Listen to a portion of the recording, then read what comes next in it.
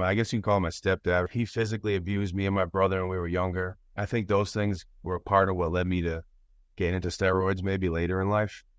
The physical abuse kind of made me, feel like I wanted to get so big that, no one could ever touch me again. Maybe that was part of it. When I was in prison, I was thinking about that a lot, that maybe I kind of built a shell around myself later in life. I just wanted to have that respect and size, and that came with it. But I can get more into that after.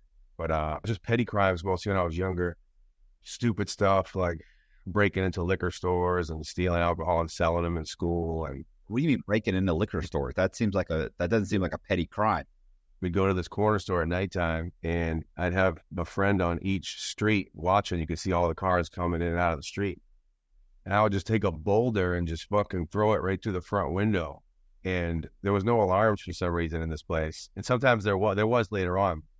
And we would all just jump in there and just grab as much liquor as we can, run to the train tracks, run down the train tracks and get to our house and hold all the bottles. And next day we'd go sell them all at school and shit, just being little punks, really. When I think back of it, we were just being little assholes. But most of my childhood was petty crimes like that, or stealing, like we'd steal street bikes and mopeds and dirt bikes, shit like that, and sell them. It was, at the root of it all, it was just ways to get money and stuff. We were just finding ways to get money. We didn't have that much money at home.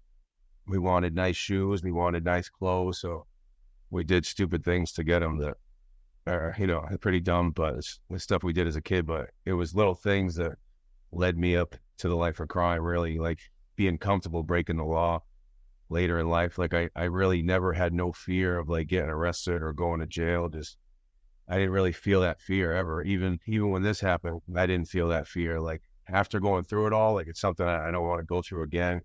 And I'm done with that life. But there was no fear from just committing so much crime for so long. Like I wasn't scared of the consequences, even when I had a lot to lose, which I did this time, and I lost a lot, but I'm better now. So yeah, around 14, my mom, she moved us out of the city to a smaller town. And I still had friends in the city. So I was in this small town where these kids couldn't really get like drugs and stuff, like weed mostly. So I'd go out to the smaller town and I would just grab like quarter pounds of weed for like $200. And I bring them out. I mean, I go out to the city and grab quarter pounds of weed for $200 and bring them out to the small town. And just before school, I'd sit there at the table and just roll up like fucking 100 joints and go to school and just sell joints for $5. End up making like probably like 600 or 700, maybe more, off of what I paid 200 for. And that was a good hustle for a while. I was doing that probably 14, 15. So I started getting arrested for weed here and there, getting pinched at school, getting caught with joints, little kids telling on me and stuff. Around like age 17, I got pulled over and I had like 4 pounds of weed in the car. I think I told you about, I got assault and battery on a police officer, but I didn't actually assault the officer. I was just trying to get away from the scene. He grabbed me and they gave me an assault just for trying to get away. But that 4 pounds of weed landed me in adult prison. So I was in county jail, 17 years old for the first time, being around a bunch of grown men and shit. It was different than juvenile lockup. When you get locked up and you're 17, and you said you were around a bunch of adult, like, did they put you in like an adult facility? Yeah. You're considered an adult in Massachusetts when you're 17. So yeah, I was in adult prison. Yep. Well, county jail. It's a bunch of guys coming in for assault and batteries and domestics and DUIs and stuff like that. So it wasn't like state inmates or anything yet, but I got there. So I got out about 18. I got out from there. And 4 months later, I got busted for trafficking, which got me a 5 to 7. How did you get arrested? So I was selling the weed at first, but I realized the coke, there was a lot more potential to make money. So I started going down the same thing, going down to the city, bringing the drugs back to the small town and making money. And so one time I went down a little early, and my guy was running around doing something. And he was like, just pick somewhere you want me to meet. And I told him to go to a local Walgreens. And someone in that area was selling stolen car stereos earlier that day with the same kind of vehicle as us. So I didn't know that. I met him in the parking lot. I got out the car. I got in his car. I got in my car with a shoebox, put the shoebox between my legs. He went into the store. Luckily, he got away. But So I see a regular car like blocking us off, and I'm like, what the fuck is this? And all of a sudden, I see a light flickering in the mirror. Like, God damn! They pulled me out the car, slammed me on the hood. Like, what are you guys doing? You guys here selling stolen car stereos? And we're like, no, we're not selling no stolen car stereos. Like, what's in that box right there? You could see the shoe box. Yeah, he asked if we were selling some stolen car stereos. I said no. He pulled out the drugs. It's crazy because the kid that was with me, I just asked him for a ride. He was only 18 too. They were trying to give him the same time they were trying to give me, 5 to 7 years. He ended up overdosing actually before. I don't know. I feel like maybe the sentence caused him to do it on purpose. I'm not sure, but he ended up overdosing before he had to go end up doing time. And I was trying to get him out of it. Like I was telling my lawyers, everybody that, hey, this kid had nothing to do with it. You just give me a ride down there. But it didn't work out. He ended up dying. I got a 5 to 7. Oh yeah. Anyway, they pulled the coke out of the car. They were shocked. You could tell they were shocked. They looked at it. They were like, "The fuck are these kids doing with this?" And we were like in the city and stuff too. We were like skinny little white kids, fucking 18 years old with like quarter pound of coke in the car and shit. And you could tell they were shocked. They brought us down to the police station, immediately asking us if we'll fucking cooperate and stuff, giving us cards, telling us if we get bailed out, we need to cooperate. I ended up bailing out, but I had probation in that small town still for that charge for the pounds of weed and stuff. So I immediately took off. I went on the run. I went down to Florida and stuff, and was just jumping city to city in Florida for like a year, going to all these little spots. I had a fake ID at that point. It was actually a freaking somebody bought some coke off me, and they gave me their little welfare like card with the ID on it. It looked like I mean, if you show that in other states back then, they just thought it was like an out of state ID. So I was using that to freaking rent hotels and shit. Young ass kid, 18 years old, just jumping around Florida, being a freaking maniac. So I ended up coming back. I ended up getting caught. I think I was gone for like 8 months or 6 months, something like that. I went to state prison. How'd you get?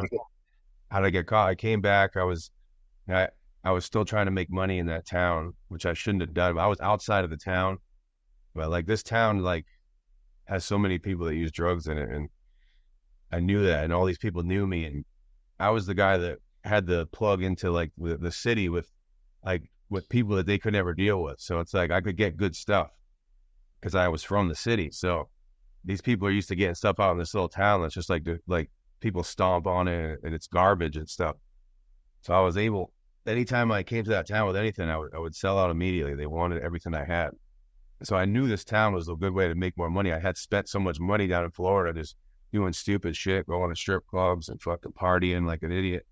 Didn't save shit. I came back up. I probably had like 4,000 left at the time. So I started grabbing more coke and sending it out to that town. And the town's such a small town that people talk, and someone talked and said I was at a certain spot, and they ended up coming and raiding the spot, getting me. They ended up getting me there and brought me to Concord State Prison, where I went to Worcester County, then Concord State Prison, where I started my time. Like I was telling you before, Mass State Prisons is sweet. Like it's not even nothing. It's like I was in the medium securities, and you could sit there, you lay under your covers and watch TV all day and fucking eat junk food if you want to. There's like $1 million weight shack. Like there's like a track outside, a baseball field, like softball fields. Like baseball field, softball field, the same thing. But there's places you can play soccer. Like it was sweet. It wasn't like it was nothing. It sucked being in and not having, female companion and I had a daughter at that time too. I had a young daughter at that time. She was like 8 months when I got arrested. So it sucked being away from her and stuff. But overall, my view of prison was that ain't shit really when I got out. I got out when I was 25, and I got right back into doing stupid shit again. I was doing stupid shit till about probably 2014. I saved up enough money. I started opening up some tanning salons and stuff, and I was doing some personal training stuff. But while I was in prison, while I was doing that state bit, is when I found fitness. And I went in, I was kind of like skinny fat. I had like a belly with no arms, and I started working out, and that's where I got like the passion for fitness. And I as a kid, I was always like fascinated with physique, like not to sound gay, but like looking at like bigger dudes and stuff. Like I thought that was like a cool look, you know what I mean? And being in prison, you're around like men, like you see the respect that like a bigger person has. Like people look at that person, they're like, they think twice or they move out of your way. I see that being in prison so young, so it kind of left like an impression on me. And I always like, I want to be big like that. I want to have that power to be big and stuff. So I got into working out in prison, and I'll send you some pictures and stuff. I got pictures of everything, like thousands of pictures of me when I came out of prison, pictures of me grow. You could see me like month by month getting bigger and bigger all the way. So I got out. I knew the whole time I was going to do steroids. I just felt like, I wasn't getting as big as other people. You know what I mean? I would take supplements and shit. Just really, when I think back of it, and maybe my diet wasn't 100%. Like now I can blow up like this, and just on medical dose of testosterone. I'm 250 pounds right now. But it's like back then, I don't know. I just feel like I was a real hard gainer. And I was like, you know what, fuck this. So I first found steroids on like forums and stuff, looking on like chats, not like the dark web, but just like regular, like there'll be conversations in bodybuilding forums and stuff, and people will jump in and just put little links on there, and the little links will say where to get it and stuff. So I would click those links, and those links would just take me to where I could order steroids and shit. I found steroids on the internet, and I ordered steroids. I remember I ordered them, and nothing happened for like 3 weeks. I'm thinking, fuck, man, this place fucking, they ripped me off. It was real high-end stuff too. It was called Alpha Pharmaceuticals. It was out of India. There's like the little amps and shit. Nobody really gets these amps. And all the juice heads, they'll know what I'm talking about. They see those amps, they get like excited and shit. They're like, oh shit, the amps, they're hard to get. So I'm waiting like 3 weeks. Nothing happens. One day I'm checking my mailbox and stuff, and I see a package that says, it's got like Indian writing on it. You could tell it's from India. Like right away, I was like, oh shit, I just felt like a little sweat bead go down my fucking head. Just like excitement just like completely took over me. I fucking run upstairs as fast as I can, fucking boot open the door, run on the couch, rip the package open, dump it all out, fucking pull out my phone. I'm sending videos to my bros and shit. I'm like, look at this shit. Everybody's like, so Paul, where did you get that shit? Hook me up at the source. I'm like, I ain't giving you guys shit. So I can put the phone down. I just fucking around and stuff. But so I started getting stuff online, and I started getting that stuff, which was like top of the line shit. It was really made in like a real pharmacy and stuff. This was 2014 ish. So actually, this is actually when I got out. So this was 2010. I'm kind of fucking up the storyline because 2014 is when I was fucking around, and I ended up getting the tannin salons in 2014. Well, 2010 is when I started doing the steroids when I got out, 2010. So I was doing these steroids up to about 2014 is when I started getting the tannin salons and stuff. And, being tan kind of went with the look of being jacked. So I was tanning all the time, promoting my tannin salons and stuff. When I first used steroids, I put on probably about like 20, 30 pounds fast, like real fast. I'll send you pictures. Like I said, you'll see the difference. And after that, I would do a little cycle on and off. Eventually I got to the point where I would just stay on consistently. I would just stay on a little medical dose of testosterone in between, and then just blast every 4 weeks, and then 4 weeks blast every 8 weeks, and then 4 weeks of like a medical dose of testosterone, and then blast a bunch of more hormones.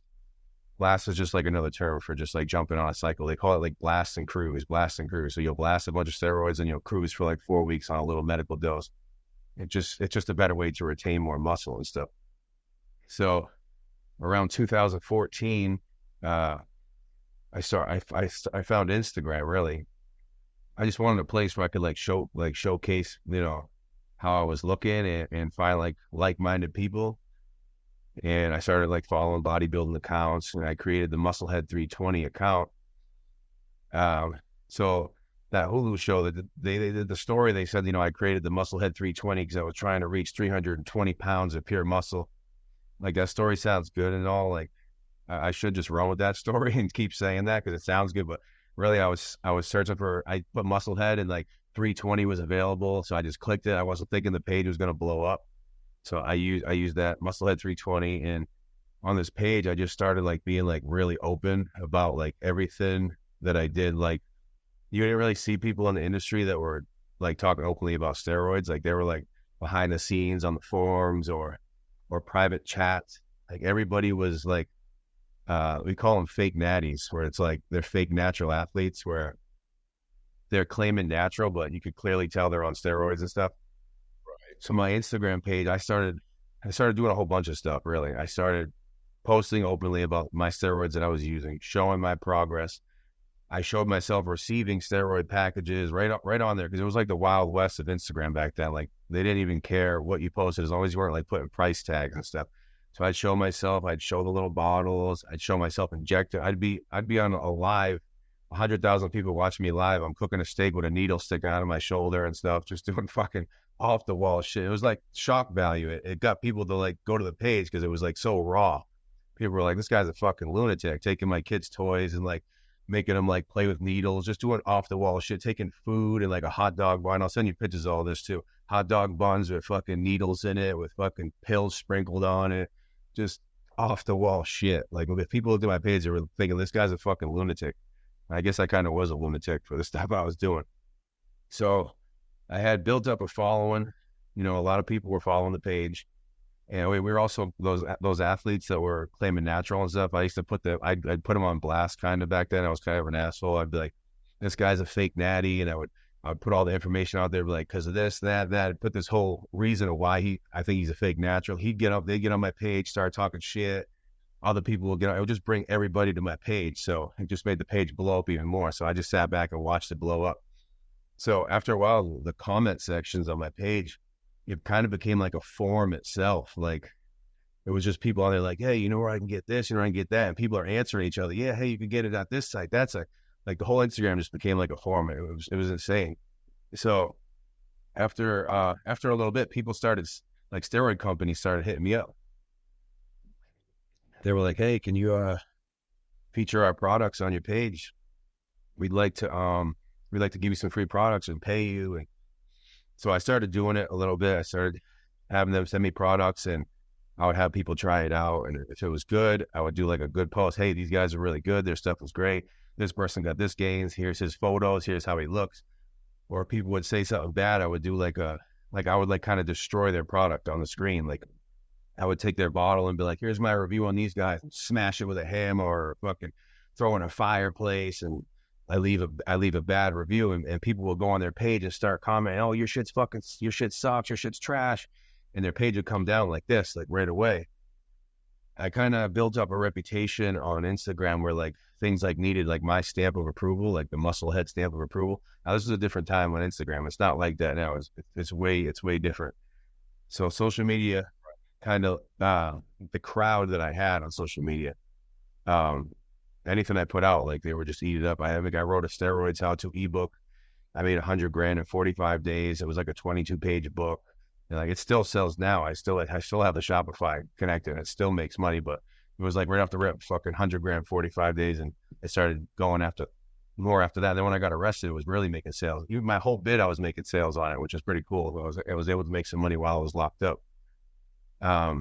So while I was on Instagram, I started talking to these suppliers, like the people that were trying to get me to post them on my page and stuff.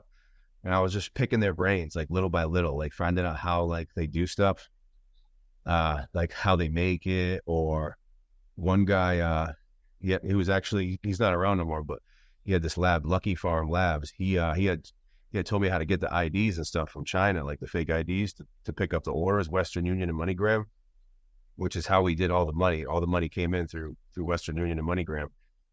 What do you mean? So you can order fake IDs, like fake Florida IDs with your picture, but somebody else's information on it? You could put whatever information you want on it. It doesn't even have to be legit. Like you could just, you're really on the screen, it'll be like the ID itself. You drag your face over, put your face there, and then you fill out all the information, height, weight. We were doing all Massachusetts IDs. What I was doing was I was Googling like vacant homes in Massachusetts and stuff. And I was just using those addresses. So later I was doing that too with like the shipping. So if anything ever got returned, it was going to like a vacant place where no one would find the package. So we would, so the IDs were like $30.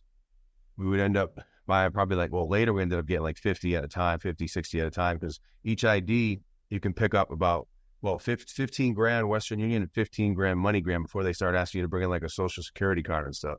So what we would do is we'd cut them off at 12 each. Once you hit around 12, we would just burn the ID and pull out another one. We had so many of them made that it didn't even matter. Sometimes 10, we would do 10 to 12.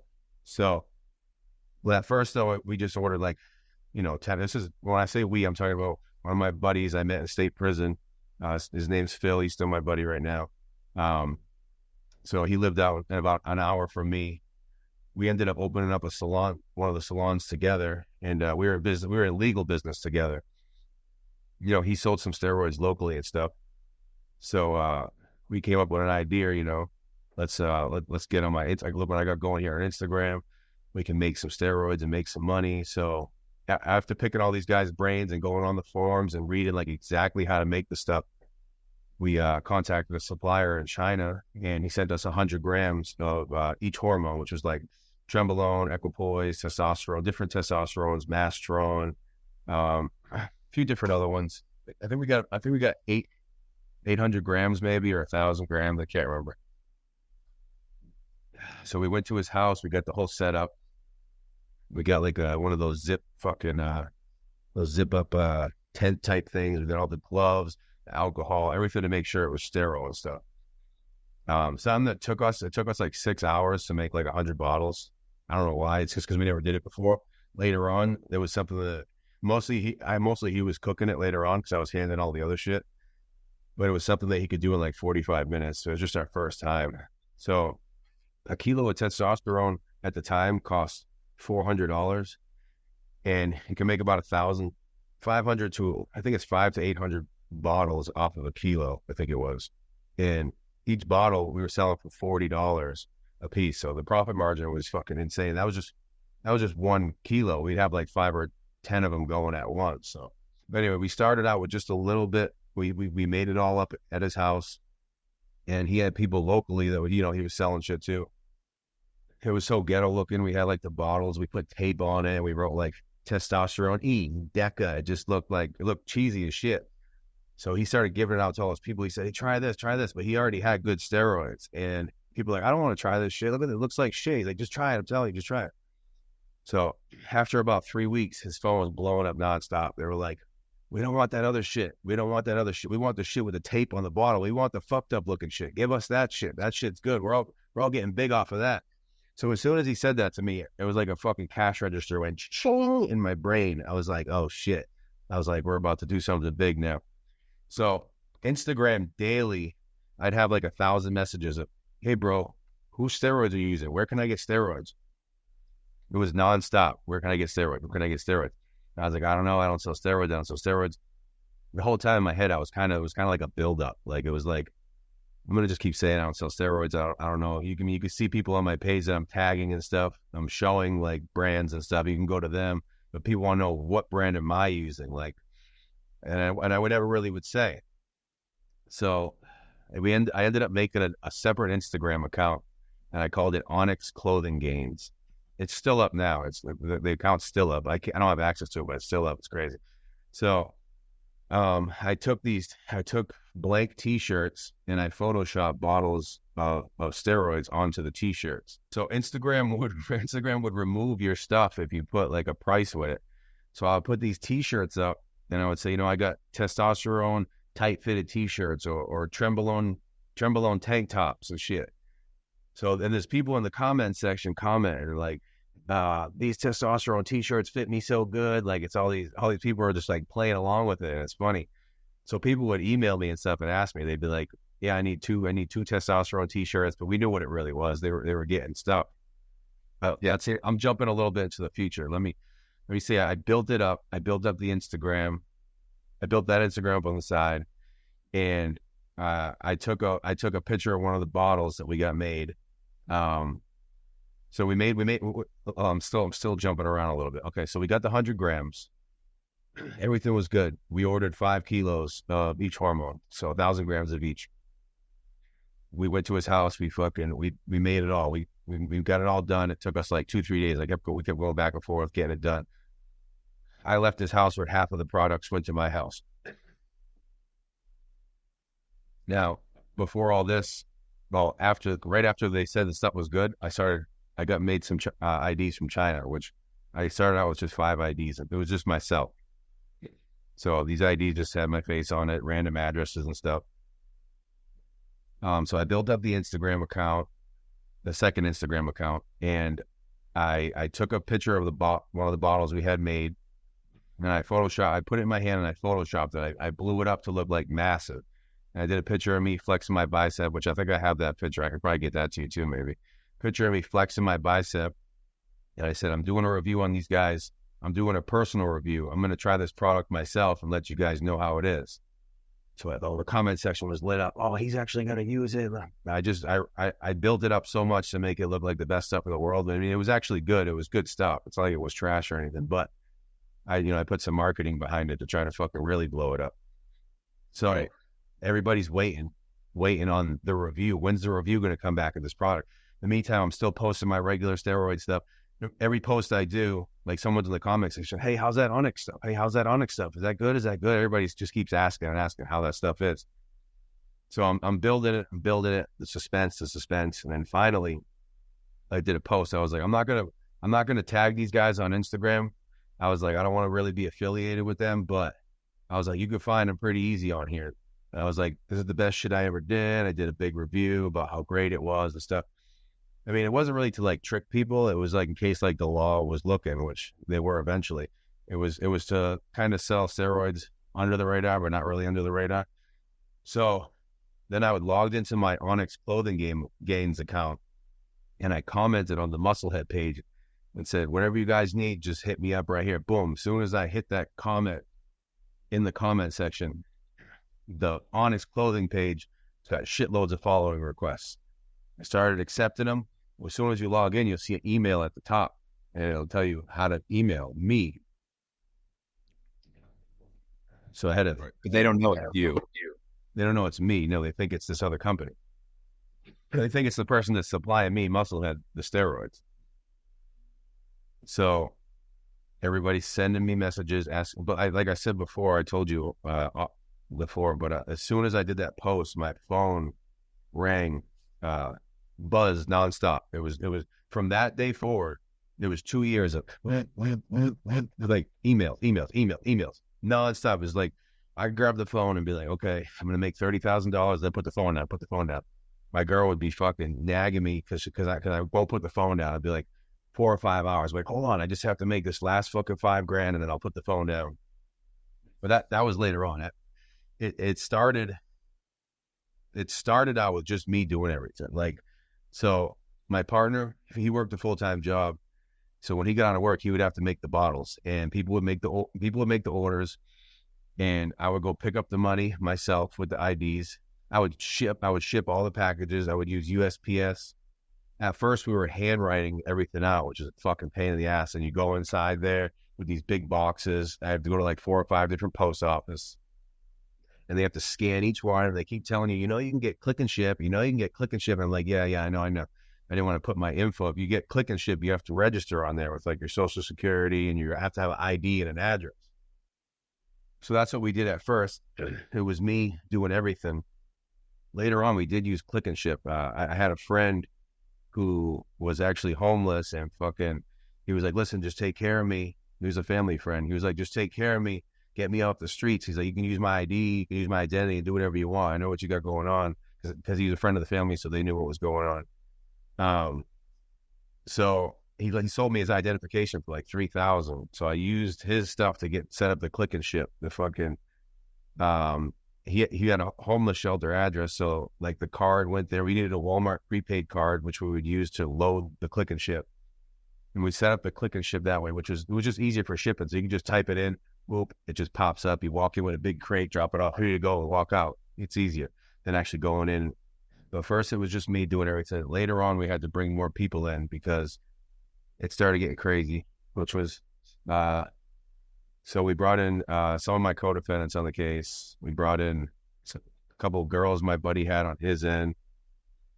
We got to the point where it was probably about like $30,000 to $50,000 a week in orders, and they would receive 15% of everything they picked up. We had someone to receive the kilos. We had someone to receive the IDs. Towards the end, we had someone for everything. We had someone making the IDs for people. We had my co-defendant Melissa on the case. She worked at a bank. She was helping us launder money. She was helping us do all kinds of shit. She was making the IDs. She had people to pick up kilos. She had people to do it.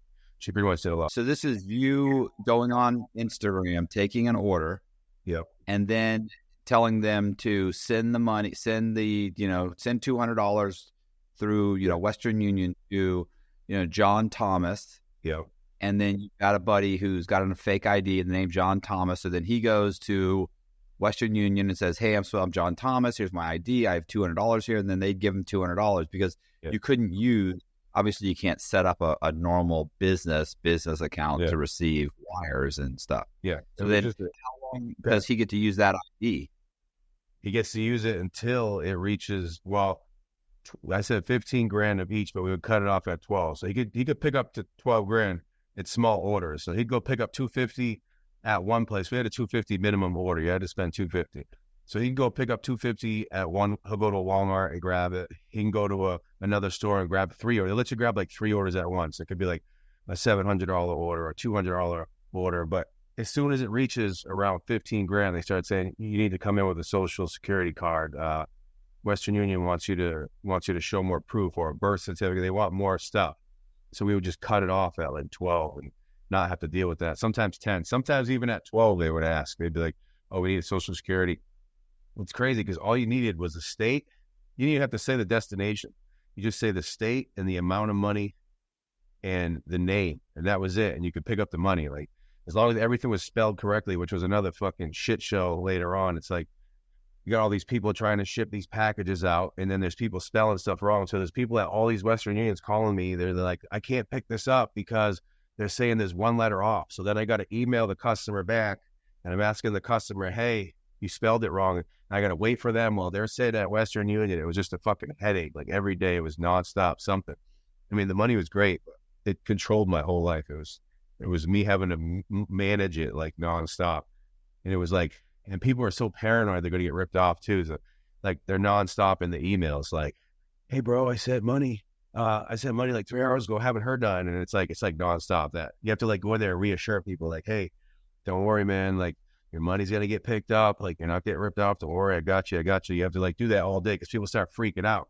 People want their juice and shit. They're going crazy. Like, people are like, oh, I got a show coming up. I can't afford to lose my fucking, I need to get that. And like, you have to like go in there and constantly reassure people, which I was big on. Like, I made sure everybody got their stuff, and I made sure all the packages are out before 3:00. Like, that was my race every day, because people, when you order steroids, usually you get it in like 2-3 weeks because you're ordering it from like China or wherever. I'm right here in the USA. So they're ordering their package, and then 2 days later or a day later, it's showing up at their door. And you never really see a turnaround like that. And I'm doing the bottles so cheap, like $40 a bottle. So that people are grabbing like 50 bottles for $40, and then they're going to the gym and selling them for like 60 or 80. And they're calling me 2 days later, hey, I need another 40 bottles, or I need 80 bottles. So there was like people making money off of doing it. So it was working. It worked out really good. Like, people were actually coming right back immediately because the turnover time was so fast, and it was just spreading like everywhere. It was crazy. So first I started out with just, we had 2 shippers. I mean, I did it myself at first, but it got way too chaotic. Like, I had a young son at the time too, and I'm trying to freaking take care of my son. I'm trying to go to the gym and work out, and then it's like, it was just so much. It was too much to handle. So I started bringing people in. I just told people, hey, you can make 15%. I broke it all down and told them like the ins and outs of everything. I was like, it's just steroids. Even me, I was thinking it was just steroids, which I wasn't thinking it was a big deal. I mean, it really wasn't a big deal. It's just the counterfeit shit that got us fucked up. So I didn't really get into that. So when we were making the steroids and stuff, I told my partner, we got to make something look like, we got to make it look pharmaceutical. We got to make it look high end. We don't want it to be looking like some bathtub brew stuff or like someone's making it in their basement and shit, even though we were making it in our basement. But, we were making it clean. It was clean stuff, and it was good stuff, and no one ever got any infections or anything like that off of it. So I said, we got to make it look good. We got to make it look like pharmaceutical. So I was telling my buddy, we got to make it look pharmaceutical. I sent them the little picture of the snake with the sword. I said, it looked like it comes from like a pharmacy. Right. My partner, I used to bust his balls about this all the time while we were in prison together too. Like if he complained about anything, they'd be like, damn, man, fucking this food sucks. I'd be like, yeah, you know where the food doesn't suck? Home, if he didn't use that fucking label. So he ended up Googling the pharmaceutical company is no longer in use. I'm pretty sure that's what he did. And he's seen Onyx Pharmaceuticals, which was bought out by a bigger company, and they were no longer being used. So, he sent that photo to China, and China printed out the labels. It was like 3 cents for a label, each label. And we got all the labels made with this holographic Onyx Pharmaceutical. I'll send you some pictures of it too. Onyx Pharmaceutical boxes and stuff. We got little boxes made, little labels. So come to find out, there's a real Onyx Pharmaceuticals in California. And I didn't find out probably till like 6 months later after a sell, and somebody messaged me. It was like, hey, are you guys the Onyx Pharmaceuticals from California? And I was like, no. And I looked into it and see that there's actually an Onyx Pharmaceuticals out of California. But you see fake shit like that all the time. And I looked into it and I seen they were a cancer medication company. So they weren't selling steroids. It was a cancer medication company that was selling cancer medication. So little did I know that when I did that first post with that bottle photoshopped in my hand and said, I'm going to try this out, immediately my followers started Googling, where can we find this Onyx Pharmaceuticals? And they came across the Onyx Pharmaceuticals in California. So their inbox got flooded with messages like, hey, we're trying to buy anabolic steroids from you guys. And they're like, we don't sell anabolic steroids. What the fuck are you talking about? So somebody, I don't know, some of the followers was like, oh, well, this guy's posting it here on this Instagram page right here. Look, he's selling your products. So they looked at it, they're like, oh, okay. So they hired a private investigator, and the private investigator started, piecing everything together, finding out where I live. He pretty much put everything together and handed it to the feds like a present with a bow on it. He did controlled buys. He did 2 controlled buys on us. He somehow located where I lived, which we had. We used stuff on there to block our location. I don't know how. Maybe somehow he got a blip on the IP. I don't know. So he handed it over to the feds. That was the main thing that got me the 10 years. It wasn't the steroid itself. So they built a fraud chart, and they looked at the fraud chart. My lawyer tried to fight it. He tried to say these guys, they charged me as if I was stealing sales from Onyx Pharmaceuticals. Like their cancer medication people were coming to buy my steroids and I was taking away from them. So they built the chart. They said a certain amount of million, every million is like a certain amount of years. The millions amount that I made came out to fucking 120 months. So wait a minute. Let's go back. So the private investigator hands over a dossier on you to the FBI. Yeah. Where they just take this guy's word for it. They drive straight to your house and knock on the door. I mean, how did did they watch you for a while? Did they? Yeah. So they set up surveillance. They put, first the agent, this is what I learned later after seeing like the Hulu documentary and reading stuff, heard in the Boston magazine or whatever. So she went on my Instagram and she said she was blown away. She was baffled. She couldn't believe that I was out. Some guy was out in the open just posting steroids like that.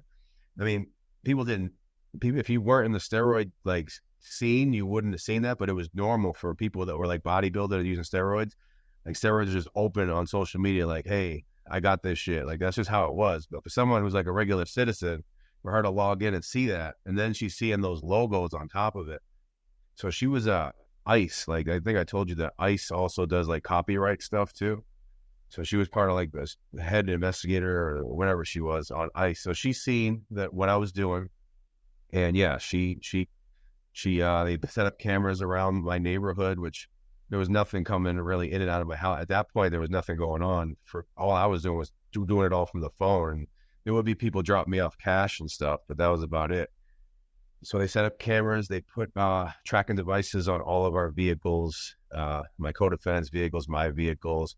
They were going through our trash. Like they built the case. They already had the case tied up, but they built it for another year on top of that. So 2 years. They said they were watching us for 2 years, but I think the private investigator was the first year. The feds got involved the year after that, I believe.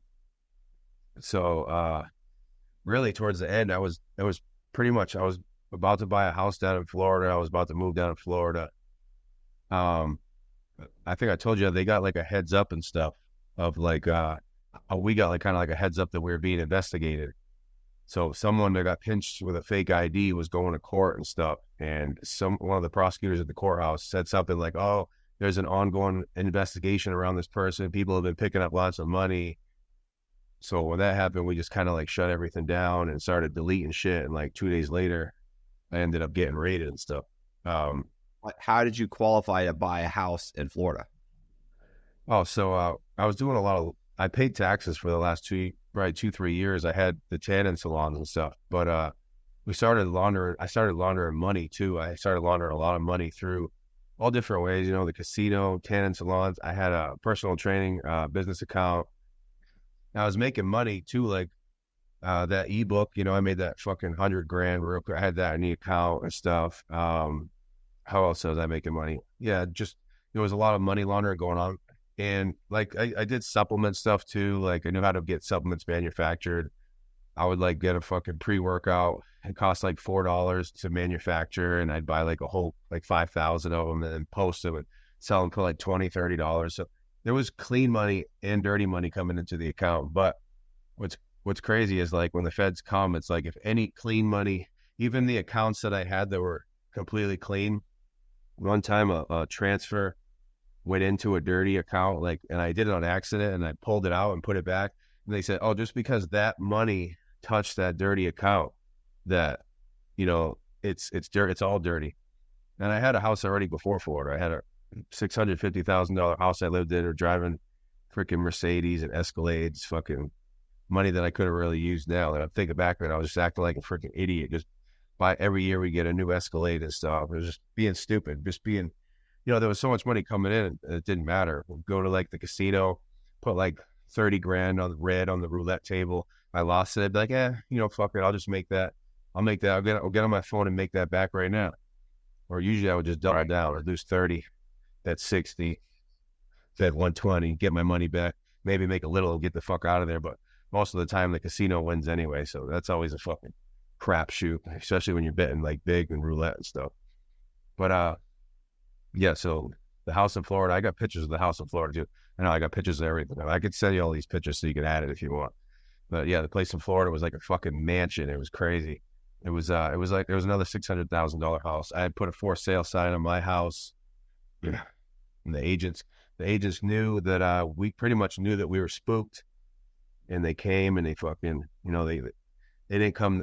I think I told you. So let me tell you the day, like the raid, kind of get into that story. Yeah. What happened? Like, okay, so it was 6:30 in the morning. I got up and I could just tell something was off. Like the birds weren't chirping anymore. The air was just super still. I was like, man, something's not right. So I jumped up and I started to go towards the window. Before I could even get to the window, I just heard boom, boom, boom. And it was, they were banging on the door. I was like, fuck. So I was in my boxers and shit. I didn't even get dressed. My girl was in bed sleeping. My two young kids were in the other room. My girl's eyes popped open. Like I knew right away what it was. So I get down to get to the stairs and I look.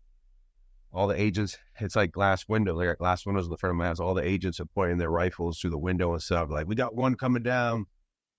I open the door. I'm like, what the fuck? I was like, all this for some fucking steroids? Are you serious? And I was in like a rich neighborhood, and these ladies were like grabbing their fucking little poodles in their purses and just like shaking their heads at me like I was the biggest piece of shit ever. Like, look at this scumbag getting arrested. I just felt like yelling, hey, it's fucking steroids. It's not that serious. Like, I'm not a fucking terrorist, but they probably thought I was a terrorist. And then I open the door and I'm just fucking, I'm in my boxers. I'm all fucking jacked and tan and it just looked crazy.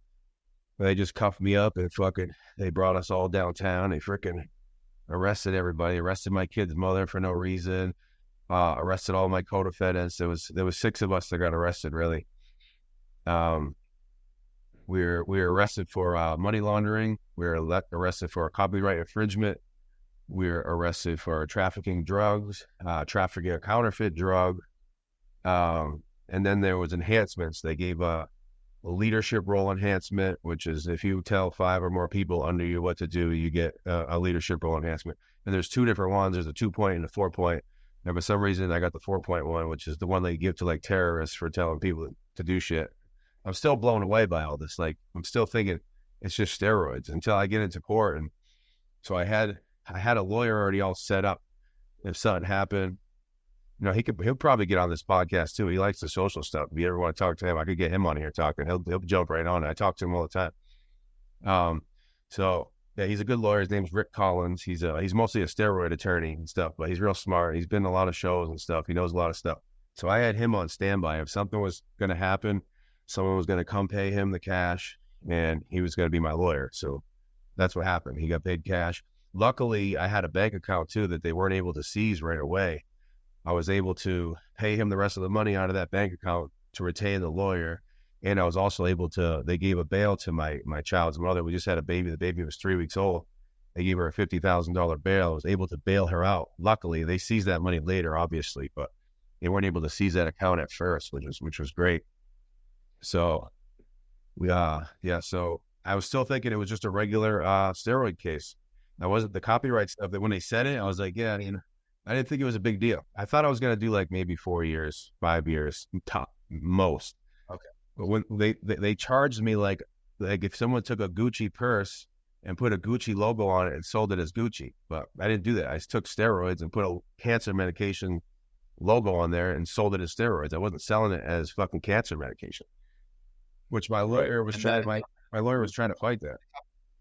And the company didn't lose any money because you weren't duplicating their product. You were duplicating a product that they don't even, or you were using their labels on a product that they don't sell. So they didn't lose any money.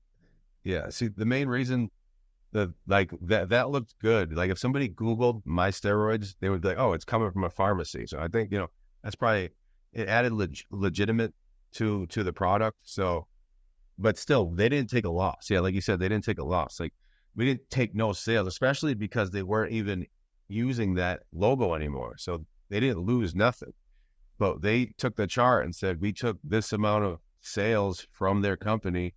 They got up too in the courtroom, like at my sentencing. It was like fucking, like I was being like I was the biggest piece. Like he got up like, he ruined the reputation of thousands of people's hard work. Now, anytime you Google Onyx Pharmaceuticals, all you see is this unhealthy stuff that we don't deal with. And this is the bigger company that bought out Onyx Pharmaceuticals. They got up there saying that I ruined the reputation of millions of people's hard work and all this. And I'm sure that came into play with the judge when he sentenced me to the 120 months. My lawyer was thinking I was going to get 60 months too at first until like the copyright stuff chart was built. And then he's like, I'm thinking maybe 7, maybe 8. He's like, the prosecutors are asking for like 130, I think. And we went in still asking for 60 months, hoping maybe. I was hoping the judge would see it as a steroid case and be like, yeah, this is bullshit. He didn't copyright infringe. He didn't steal any sales from them. That's what I was hoping. So we went in with an open plea, leaving it in the judge's hands pretty much. And it didn't really work out in my favor. They gave me fucking double of what I asked for, 120 months. I couldn't believe it. It felt like a dream when he said it. It felt like when you hear somebody dies, you kind of get that sinky feeling inside. It was like that feeling, like that sinky fucking trance, dreamlike feeling. Like I remember just everything was like a blur going back to my cell that night, just sitting there looking at the ceiling like, did I really just get 120 months for fucking steroids? Are you fucking serious? 120? I couldn't believe it. It didn't, for like a year, I couldn't believe it. Like finally kicked in like a year later. I was like, yeah, I'm doing fucking 120 months. Wow, this is real. This is really happened. I couldn't believe it. I started my bid in Fort Dix. I don't know if you ever heard of Fort Dix. You probably heard of Fort Dix. Yeah. I only lasted there about 6 months. I did an interview that went public. It was just my voice, but I did it over a cell phone, and they sent me to a medium, and I was stuck in a medium ever since. Fort Dix, is that a low or a camp? Yeah, it's a low. So I started in a low because my points were low. Somehow, I don't know how, maybe, I don't know. My points were low, and I lasted there like 6 months. I did an interview with this guy, Johnny Bravo. It was my voice, and it ended up, he ended up getting me out of there. They said I did an interview over a cell phone. They charged me with using a hazardous tool. They didn't find the cell phone or nothing, but they got me out of there. and I ended up in medium security, and I fucking did the whole bid in medium security, which sucked. What happened to your kid's mom? All right, she really doesn't want me to mention her much in this. She hates anything to do with this shit. I'll talk a little bit about it. Fuck it. So, so she ended up they pulled her in because a vehicle that was registered under her name, which is one of the Escalades, they seen a GPS meet the shipper, and money was handed to one of the shippers for shipping products. So that was one way they pulled her in. They said, okay, a vehicle registered in your name met somebody, so it must have been you, right? So another way they pulled her in was they said the internet bill was in her name.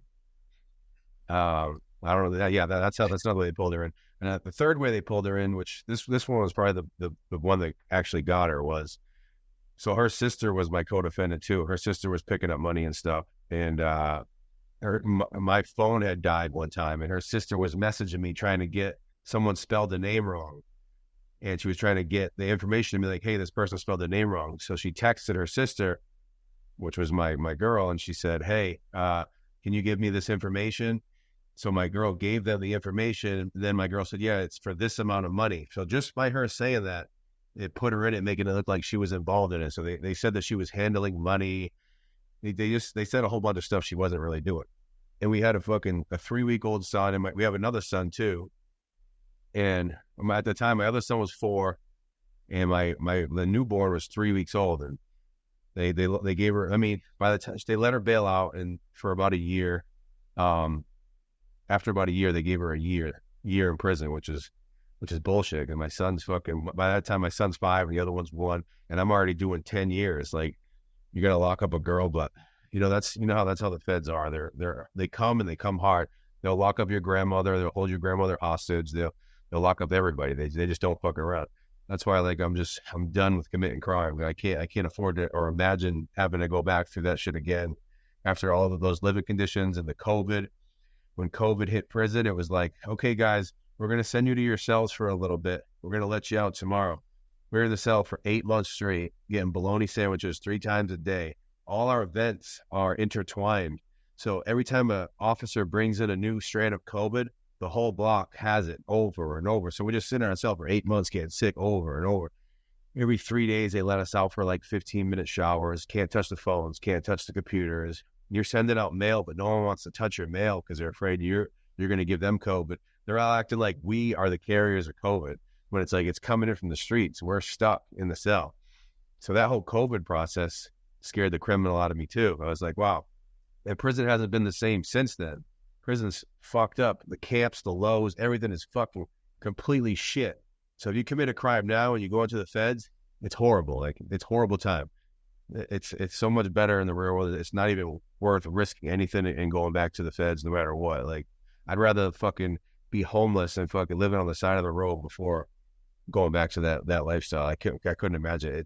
It's mentally damaging. It's fucking physically damaging. Yeah, that was another thing too. I went to prison. I'm 260 pounds. I'm 260 pounds, shredded. You know what I mean? And I get arrested. And I was on steroids for 7 years straight. So my natural production of testosterone, it was gone. Like, my body's not producing testosterone anymore. So I'm in a cell, and I'm just fucking withering away to nothing. Like, I lost probably like 50 pounds within like 45 days. I was walking down the tier, and there was an officer at the desk, and he's looking at his computer, and he's looking at his computer, looking at me, looking at his computer. He's like, hey, Bauman, come here. So I come over, he spins the desk around, and it's a picture of me like at Muscle Beach and stuff in California. He's like, is this you right here? I'm like, yeah. He's like, man, what the fuck happened to you? I was like, you try coming in here and living like this and eating no food, no weights.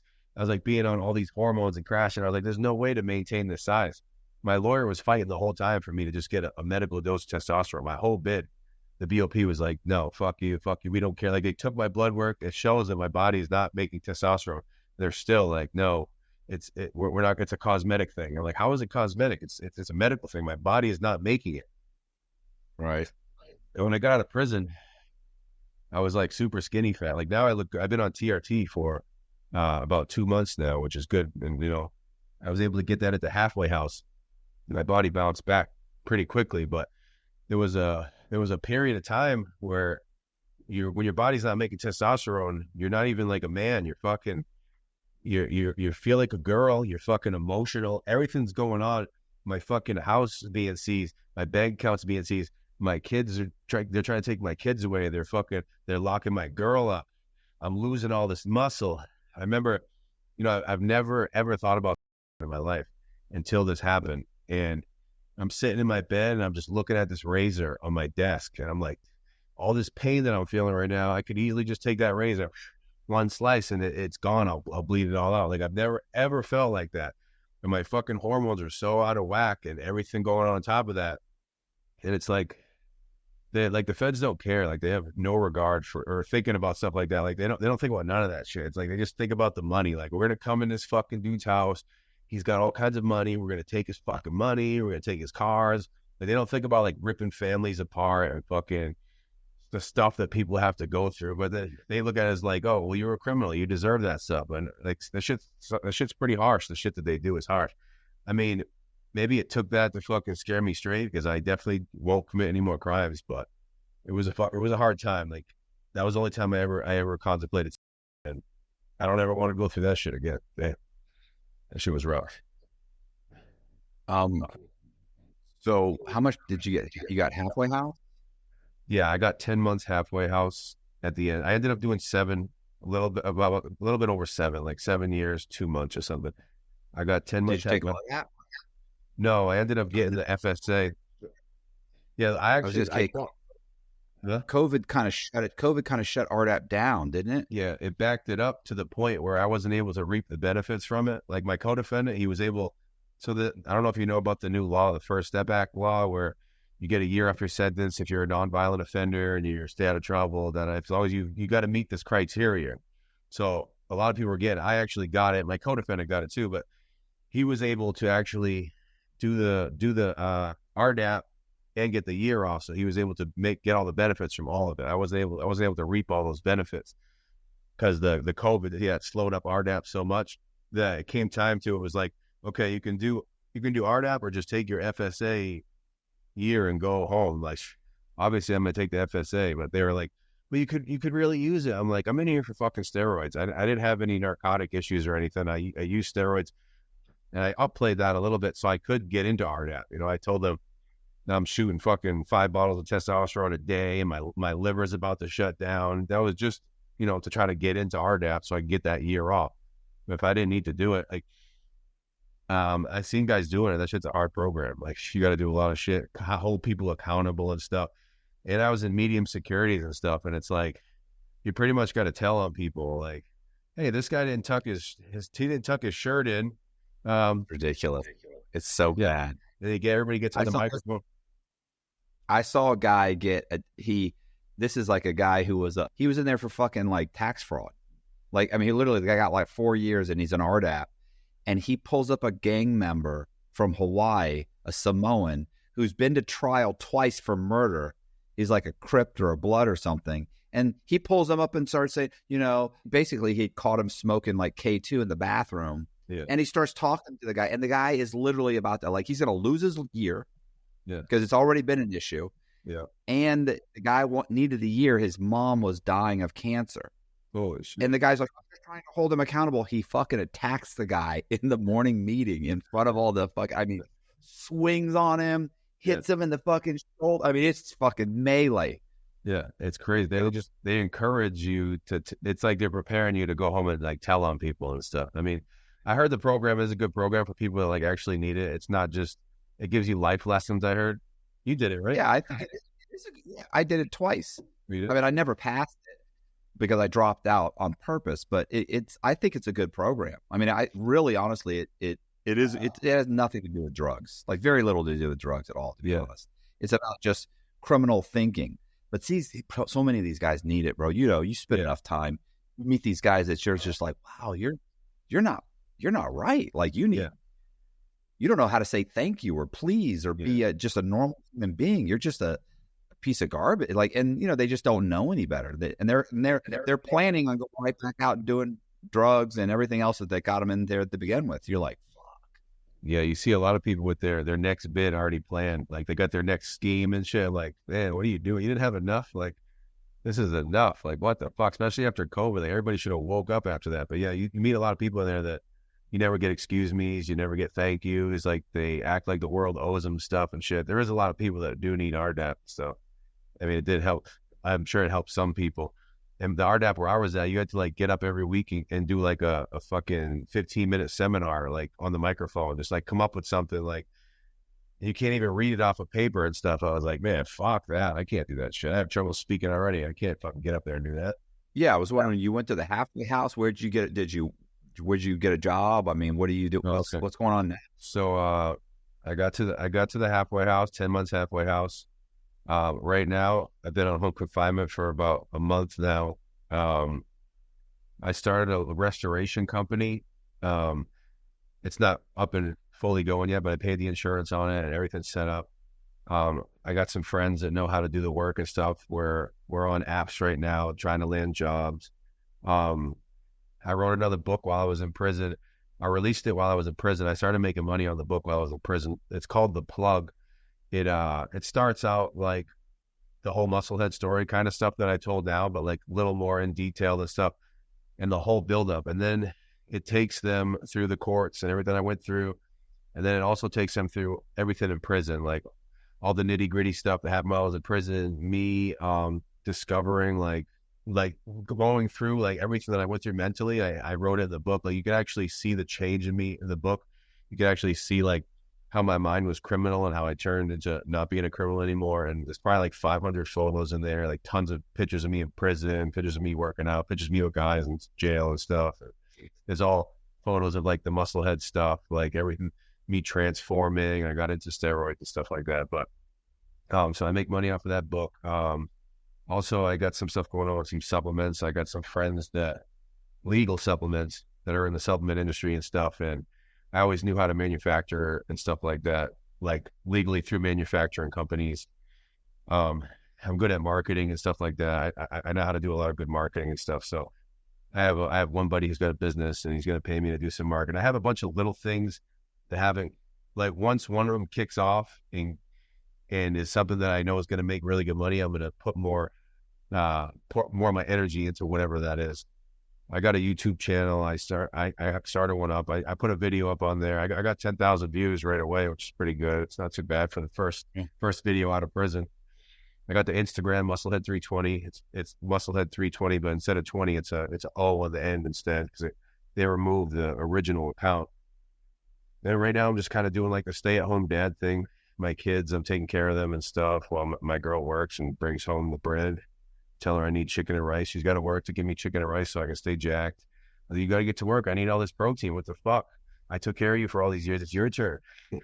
But she's cool with it. She likes me being home with the kids and stuff, which is good. You know, I'm just trying to stay out of trouble. I'm not trying. I am staying out of trouble. I have zero urge to break the law. Like, it's done. Like, all these years of committing crimes and stuff. It took me now till I'm 40 years old now. I learned it in my 30s that I was done while I was locked up, but now being 40, it's like the shit's over. I can't afford. If I go back next time, it's going to be like 20 or 15, and then I probably won't even make it. Like, there's no way I'm doing that much time. Those suicidal thoughts I had before will probably come back, and I'll probably kill myself. Like, I'm not going back to do 20 years. So I'd rather do 20 years. Not happening. Okay. Well, so I was wondering about the Musclehead320. You just can't get that account. You can't get that name anymore. Yeah. So they removed the account. Once you've had a name on there, it's gone. So it's the Musclehead320 account is actually, yeah, they took the account down. I still have a Snapchat. My Snapchat has like 400K followers on it still somehow. I don't know how. Like, it's been sitting there for years. That was like I know it's kind of like a kid's fucking thing now, but when I was out last time, you could post whatever on there. You could, if you wanted to, you could go on there naked and they wouldn't take it down. So I used to make a lot of sales on Snapchat too. But yeah, so I just have the regular Musclehead320 instead of I might change it eventually. But if somebody goes on Google and Google's Musclehead320, it takes them right to that Instagram anyway. Even if you put the old number, the the 0 instead of the O, it takes them right to that Instagram, which is cool. But yeah, so I'm just staying out of trouble and fucking trying to I get off house arrest and home confinement in December, Christmas Day in December, which is good, and I'm done with the criminal life. All right. If there's anything else you want me to like go back on or dive into, just let me know. I can do it, whatever. No, I think this is good. Can you send me those pictures and we'll see what my editor does with them? Yeah, I got a bunch of pictures. The only thing is, like, some of my pictures, I got this fucking white pride tattoo on my stomach when I was like 18 years old. So you might want to edit some of those out, or I could do it probably. And you know what people look like? Something, I don't know. Sometimes it brings a lot of views, and people post me with that picture. They're like, what the fuck is this fucking white supremacist doing? And they'll click on it and shit. But then again, it's some of the attention is negative attention, but it was never even a racist thing. Like, I got it when I was younger. I was just proud to be white. That's all. Like, you see the UFC fighter Cain Vasquez, he's got brown pride on his chest, and there was never an issue about it. Even when I used to post as Musclehead, that was another thing that used to bring people to the page. Like, other pages would feature me in like fitness pages, and then the whole comment section would be a race war. It'd be like fucking 3,000 people back and forth, like talking shit, white's black. Like, I'm not racist. It's just I was just proud to be white. But nowadays, America's so sensitive that I got to get the shit lasered off my stomach. So I'm going to, especially if I want to show a good transformation. If I do want to do like a comeback physical transformation on social media, but I can't do it with large amounts of steroids anymore. It's not healthy. I'm fucking 40 years old. I can't be pumping fucking major grams of tren and stuff into my body, which I was back then. I was doing a lot of hormones, pushing boundaries and stuff. And while I was gone, a lot of people passed away, like friends of mine that are well known, like in the industry and stuff, passed away from doing the same shit that I was doing. And maybe I look at it sometimes like maybe prison actually saved me from being one of those guys. Like, I could have had a heart attack. I could have crashed my kidneys. I could have done because I was so wrapped up mentally in that musclehead character that I was doing whatever the fuck I had to do to get bigger, stronger. And every single time it was like, the bigger I got, the more sales came in. So it was like, I posted a new picture of me fucking flexing my traps and stuff, and it was like, fucking, there's another fucking $20,000 in steroid sales. So I'll just keep getting big and see what happens. But it wasn't healthy for sure. What happened with you said there was Hulu episode or something? Or yeah, there's a Hulu episode. It's called The Age of Influence, episode 4. It tells my story, like some of the stuff I just talked about right now. It takes you back to, it shows videos of the city and stuff that I was living in when I was selling weed as a kid and stuff. It brings you through my whole life up to my sentence and stuff, which is pretty much up to my sentence. Yeah, it's good. It's got a lot of detail in it. They actually like use a lot of my photos and videos and stuff, and has a real good storyline. It was done professionally. It doesn't look like it was slapped together. It's really good. Anybody that watched this, like, wow, that was amazing. Like, people really like it. Hey, you guys, if you like the video, do me a favor, hit the subscribe button, hit the bell so you get notified of videos just like this. Please go into the description box. We're going to leave the link to Musclehead320. Also, please consider joining our Patreon. We put Patreon exclusive content on Patreon. It's like $10 a month. Really does help Colby and I make these videos. So once again, thank you very much. I appreciate it, and see ya.